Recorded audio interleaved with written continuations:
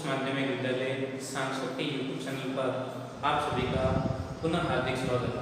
आज हम 12वीं क्लास एग्रीकल्चर केमिस्ट्री का छठा पाठ डिस्कस करने जा रहे हैं। इस पाठ पर आधारित आज का वीडियो लेक्चर 12 है। इसी पाठ पर आधारित 11 वीडियो लेक्चर रिलीज हो चुके हैं। आज आप देखेंगे कि लवणीय में क्षारीय मृदा का प्रबंध किस प्रकार से किया जाता है। मान लो लवणीय में क्षारीय मृदा है तो उसको सुधारीकरण करने के लिए आपने जैविक, रासायनिक तथा भौतिक विधियों को अपनाकर मृदा का सुधारीकरण तो कर लिया। अब सुधारीकरण करने के बाद में उसको किस प्रकार से मैनेजमेंट किया जाए, किस प्रकार से उसका प्रबंध किया जाए ताकि लंबे समय तक उसकी गुणवत्ता बनी रहे, वापस इस प्रकार की समस्या जनरेट नहीं हो, तो उसको ध्यान में रखते हुए मृदा का प्रबंध करना अत्यंत आवश्यक हो जाता है। हर चीज का मैनेजमेंट या प्रबंध होगा तभी जाके आपके कार्य तथा रिजल्ट्स आपको अच्छे मिलते हैं।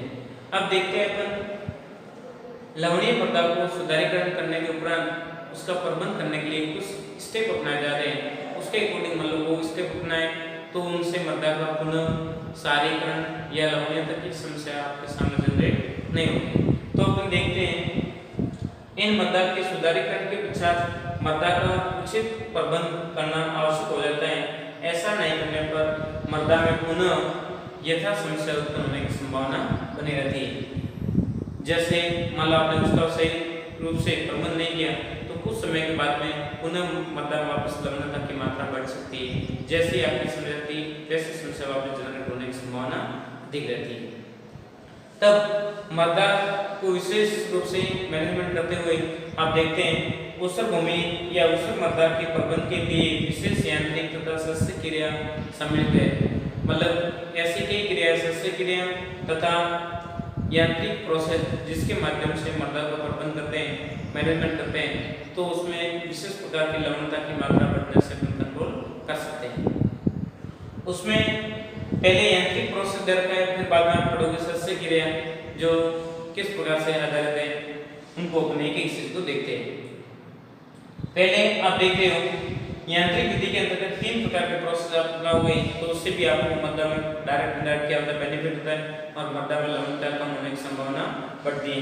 देखिए खेत की तैयारी करना तथा जुताई की विधि, क्यारियां तैयार करना तथा रोपण की प्रवृत्ति और सिंचाई, ये 3 मुख्य बिंदु हैं जो डायरेक्ट इनडायरेक्ट लवणता की मात्रा को बढ़ने से मृदा क्या करते हैं, रोकने का कार्य करते हैं। तो इनको अपन डिस्कस करते हैं। तो आप जानते हैं इन तीनों पर क्या मैटर दे रखा है। लैंग्वेजिकल मैटर को मैं रिप्रेजेंट कर रहा हूँ, फिर बाद में उसके शॉर्ट्स नोट्स जो इंपॉर्टेंट है वो उसका आपको बोर्ड पे अपन सेलेक्ट करके आपके फाइंड आउट में कर लेंगे। देखिए पहले खेत की तैयारी तथा जुताई की प्रविधि क्या होती है उसको अपन डिस्कस करने जा रहे हैं।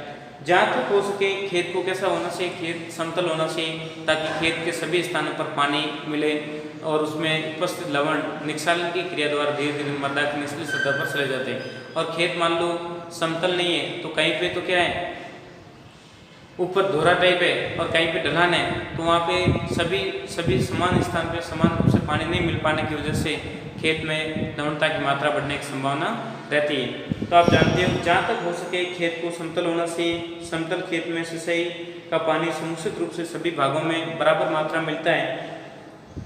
खेत समतल न होने पर उसके ऊंचे स्थान पर पानी नहीं पहुंच पाता है, वहाँ लवण के निक्षालन द्वारा नीचे नहीं जा पाते और भूमि ढालू ढलान ज़्यादा है तो वहाँ पे भी पानी रुकता नहीं है और डायरेक्ट पानी नीचे चला जाएगा, जिसकी वजह से भी निक्षालन पूर्ण रूप से नहीं हो पाता है। तब खेत में ढलान और ऊपर नीचे जो आपके दिखाई दे रहे पार्टीशन उसको एकदम समतल बनना अनिवार्य हो जाता है।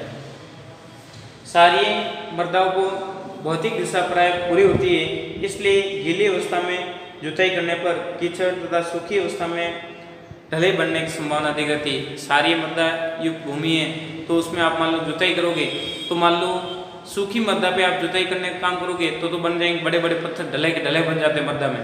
और गीली मृदा पे आप करोगे तो क्या बन जाएगा, आपके कीचड़ टाइप उत्पन्न हो जाता है। तब आपको सिंचाई कब करनी रही या जुताई कब करनी रही, तो जुताई करने का प्रोसेस है कि थोड़ी सी मृदा में नमी हो, नमी युक्त अवस्था हो तब उसकी जुताई करना उचित माना जाता है। नहीं तो बड़े बड़े पत्थर बने और नई मृदा में गीलापन या मतलब कीचड़ उत्पन्न हो। तो ये ध्यान रखते हुए आपको दिमाग बात रहे कि खेत की तैयारी एवं जुताई की विधि क्या होनी चाहिए। तो खेत समतल होना चाहिए तथा जुताई करते वक्त मृदा में नमी होनी चाहिए। दिमाग बात रहेगी शॉर्ट में। तो इसके इम्पोर्टेंस 2 पॉइंट आपके सामने आ रहे हैं।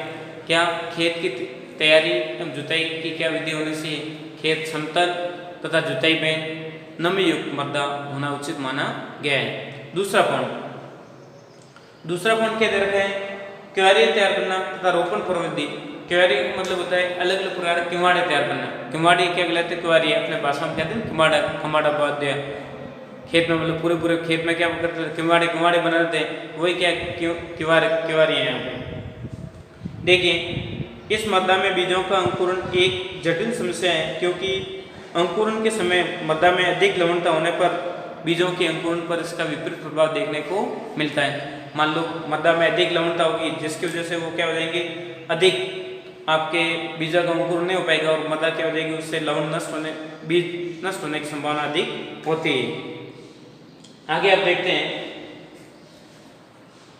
क्यारियों का आकार पौधरोपण एवं सिंचाई के लिए उचित माना जाता है, जिससे बीज तथा पौधों की जड़ें आसपास लवणता की मात्रा कम हो जाएगी और पौधे क्या हो जाएंगे, आसानी से विकसित हो जाते हैं और उनमें पौधों को विकसित होने में कोई किसी प्रकार की प्रॉब्लम नहीं आती और वो पौधे क्या हो जाते हैं, आसानी से बड़े हो जाते, ग्रोथ करते हैं। क्योंकि आपने पूरे खेत को पार्टीशन में डिवाइड कर दिया, तो फिर आपके किसी भी प्रकार की समस्या जनरेट होने की संभावना 0% होती है। इन मृदा में कूट सिंचाई वाली फसलों के बीज मेड़ के ढलान पर बोने चाहिए और उगने से पूर्व सिंचाई देनी चाहिए, जिससे लवणों का अंकुरण पर कम असर होता है और पौधा अपने आप को जल्दी स्थापित कर लेता है। लवण प्रभावित मृदा में कूट सिंचाई की अपेक्षा प्रवाहित सिंचाई को अधिक तरीका उपयुक्त माना गया है। लवणीय मृदा में मेड़ों की दशा पूर्व से पश्चिम की ओर होने से फसलों को मेड़ पर उत्तरी ढलान की ओर बोना चाहिए, क्योंकि ढलान पर लवणों की सांद्रता दक्षिण ढलान की अपेक्षा कम होती है। अधिक लवणीय मृदा में कूड़ों वाले फसलों का एक कूड़ छोड़कर दूसरे कूड़ में बोना चाहिए तथा फसली कूड़ों में सिंचाई की जानी चाहिए। ऐसा करने से लवणत्व की अपेक्षा क्या होती है, कमी आती है। तो देखते हैं आप कुल मिला के प्रोसेस क्या दे रखा है, किस प्रकार से रोपण करना चाहिए, क्यारियाँ क्या होने से वो प्रोसेस बताया जा रहा है। मैं इसके आपके संक्षिप्त नोट्स भी अभी बना रहा हूँ। पहले एक बार लैंग्वेजिकल मैटर आपको फाइंड आउट करवा रहे हैं। सिंचाई पौधों को बुआई के में कई प्रकार से वृद्धि के लिए आवश्यक है। जल मृदा में लवण सांद्रता को तनुक कर देता है। सिंचाई से लवणीय पौधों नीचे निस्सालन की क्रिया द्वारा क्या हो जाता है, मृदा की निचली सतह पर चले जाते हैं, जिसकी वजह से निस्सालन का प्रोसेस होगा, जिससे मृदा की निचली सतह पर पानी में जितना पानी अधिक दोगे उतनी मृदा जल्दी मतलब लवण घुल जाएंगे और वो निचली सतह पर चले जाएंगे, जिससे मृदा की क्षारीयता में क्या आएगी, कमी। यदि पानी अधिक मात्रा में उपलब्ध है तो इन मृदा में प्रवाहित सिंचाई का तरीका अधिक लाभप्रदायक होता है, क्योंकि सिंचाई की इस विधि से विलेय लवण निचले सतह पर चले जाते हैं और इन मृदा की सिंचाई जल्दी करनी चाहिए और प्रत्येक सिंचाई के समय अधिक पानी खेत में डालना उचित माना जाता है। तीनों पॉइंट आपके आए, तीनों पॉइंटों के संक्षेप सार के आपके सामने रिप्रेजेंट हो रहा है, उसको मैं रिप्रेजेंट करने जा रहा हूँ। देखिए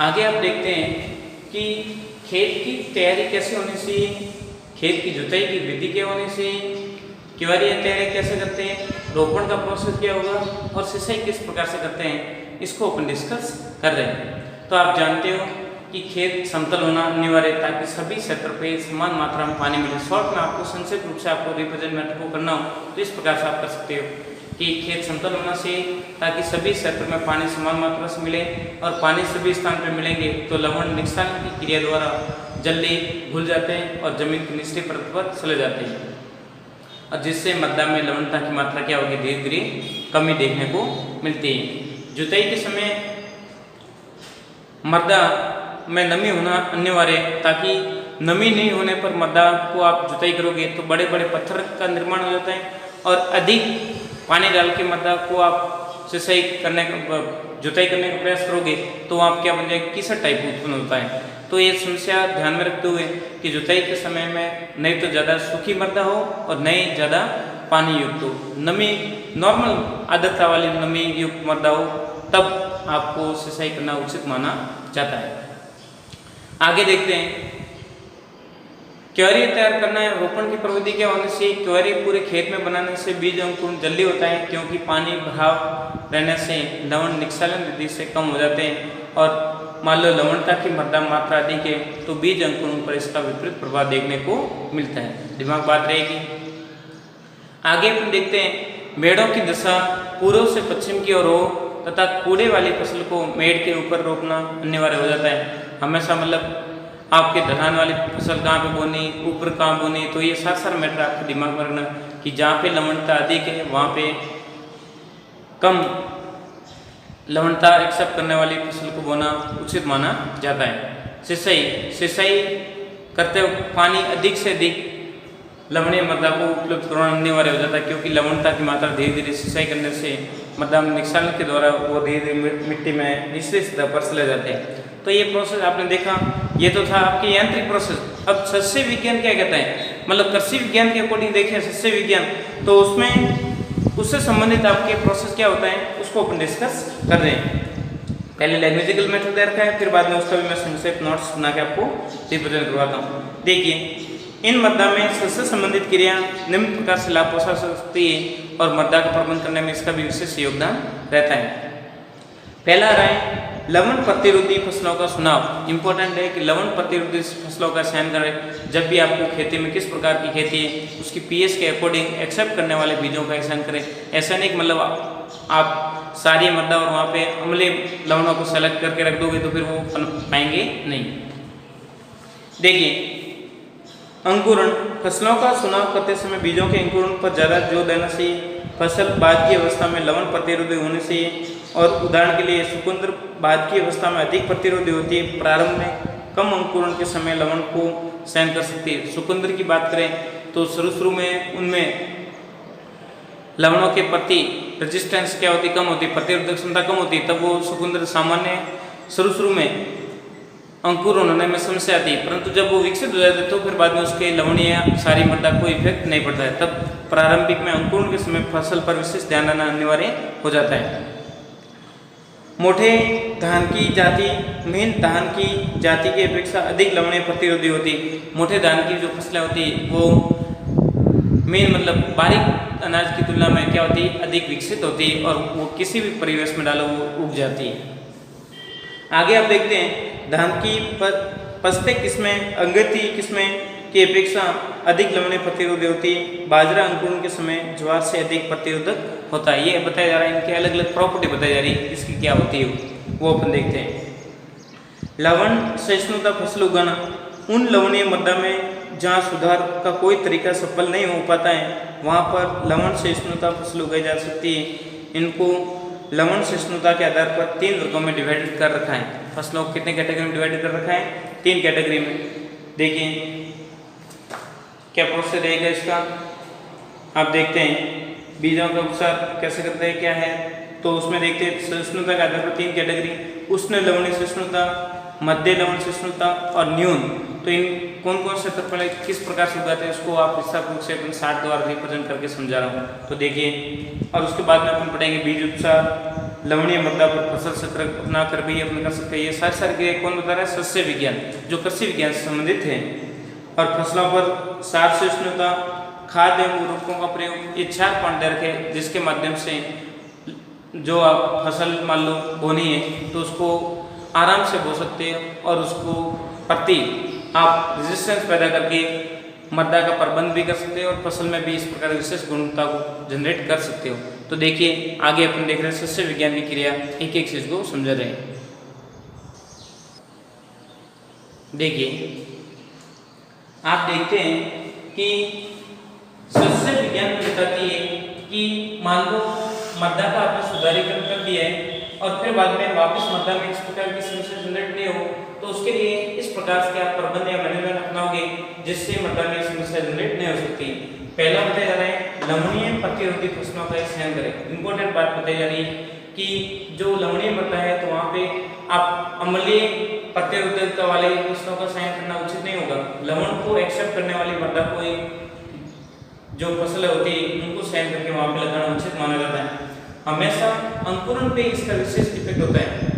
तब मान लो आप फसल लगाओगे लवणीय मृदा में तब अंकुरण के समय फसल पर विशेष ध्यान देना, उसमें विभिन्न प्रकार के छिड़काव करते रहे, दवाइयाँ देखते रहे ताकि फसल उगरी या नहीं उगरी, तो उसमें कोई विशेष प्रकार के केमिकल का छिड़काव करें ताकि उसकी लवणता कम हो सके और बीजों का अंकुरण हो सके। जैसा आप चुकंदर में देखते हो, चुकंदर में मान लो शुरू में उसका विकास क्या होता है, एग्जाम्पल के रूप में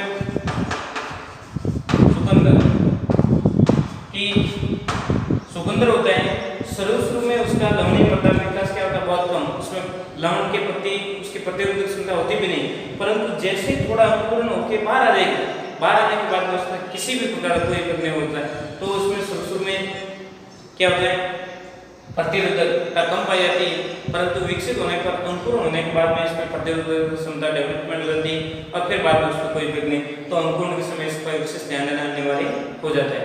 दूसरी बात करते हैं कि जो मोटे अनाज होते हैं, मोटे दाने वाले फसलें होती हैं जैसे मक्का है, जौ है, इनको देखें और एक कंपेयर करें बाजरे से, तो जिनके बीज मोटे होते हैं उनकी फसलों को उत्पादन की तुलना में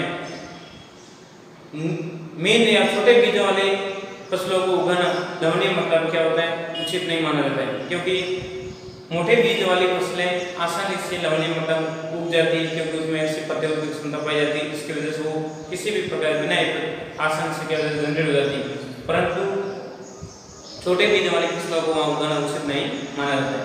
अब देखते हैं लवण सहिष्णुता के आधार पर फसलों को 3 कैटेगरी बांटा है कि कौन कौन सी फसलें किस कैटेगरी के अंदर आती है, जैसे उच्च, मध्य और एकदम कम, न्यून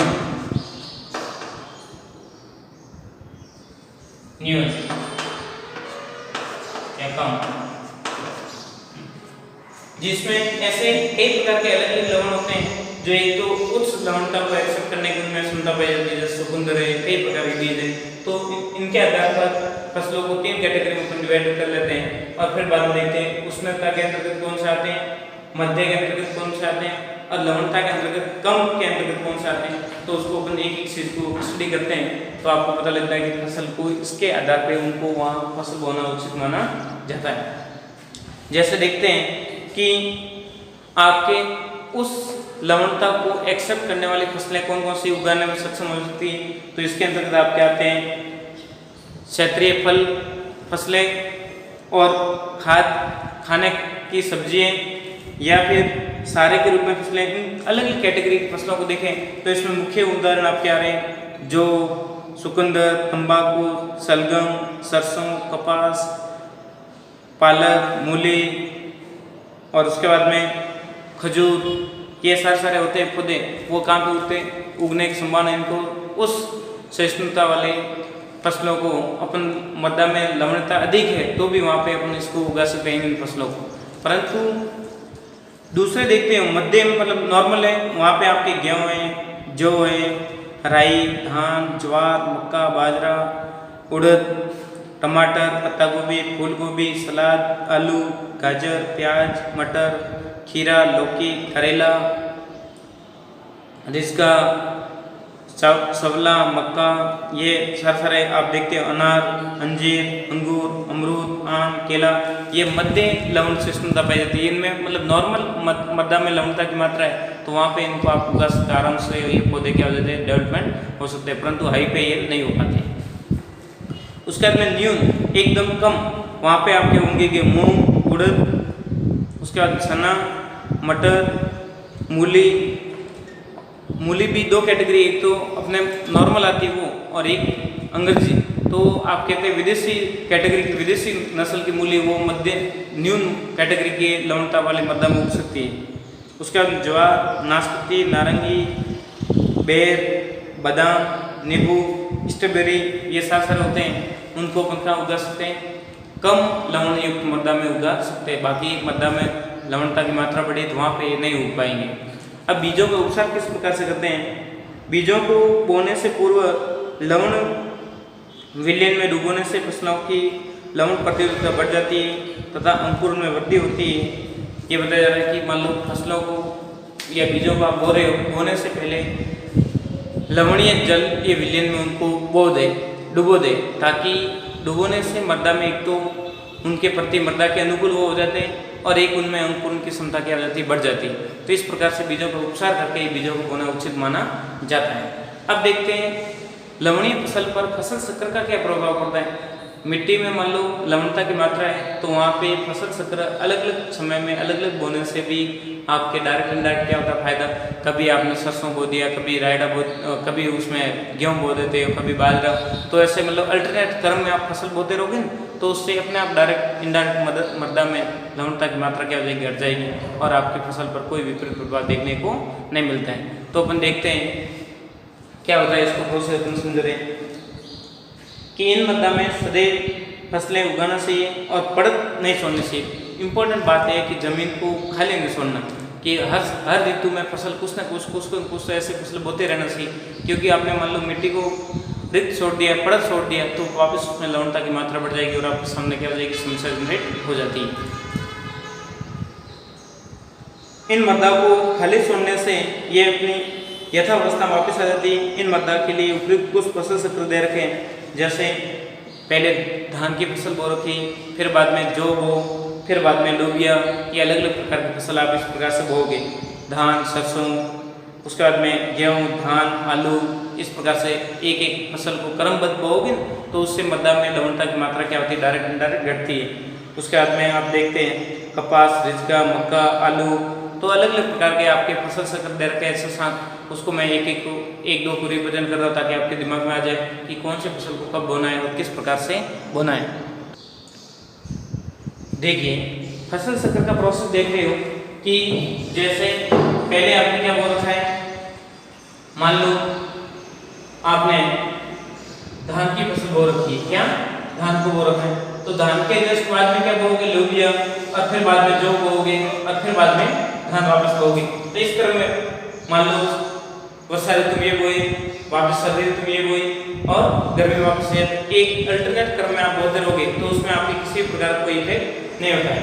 जैसे इसमें देखते हो पहले आपने गेहूँ बो रखा है, गेहूँ के बाद में धान बो दो, धान के बाद में आलू, आलू के बाद वापस गेहूँ, तो ये पूरा क्रम आप ऐसे घूमते रहोगे अल्टरनेट। एक के बाद में 6 महीने ये फसल थी, 6 महीना ये रही, फिर बाद में ये रही, फिर बाद में ये रही, तो इस प्रकार से क्रम आपके घूमेगा तो इसमें मृदा की लवणता धीरे धीरे क्या होगी, कमी। इसमें देखते हैं पहले हरी खाद बो रखी है, हरी खाद के ऊपर आपने सुकुंद्र बोया, सुकुंद्र के बाद मक्का, मक्का के बाद जौ के बाद वापस ऐसा हरी खाद, फिर सुकुंद्र, तो ये क्रम आप इस प्रकार से एक चक्कर चलाओगे।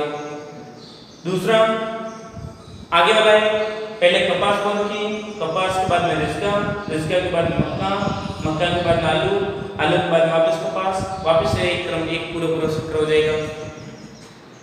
ज्वार, जौ, कपास, मेथी और मेथी के बाद में वापस ज्वार, तो इस प्रकार से एक पूरा क्या हो जाएगा, एक सर्कल हो जाएगा। एक सर्कल के अकॉर्डिंग आप फसलों को बोओगे तो उससे मृदा में लवणता की मात्रा डायरेक्ट इनडायरेक्ट क्या होती है, डिक्रीज होती है। ये कौन बताता है, सस्य विज्ञान बताता है। कृषि विज्ञान की ये बात बताई जा रही है कि इस प्रकार से करने से मृदा में कई प्रकार की लवणता की मात्रा डायरेक्ट इनडायरेक्ट डिक्रीजेज होती है। तो ये बात दिमाग में रहेगी। पहले आप इसका स्क्रीनशॉट ले लीजिए, फिर मैं मैटर को आगे बढ़ा रहा। देखिए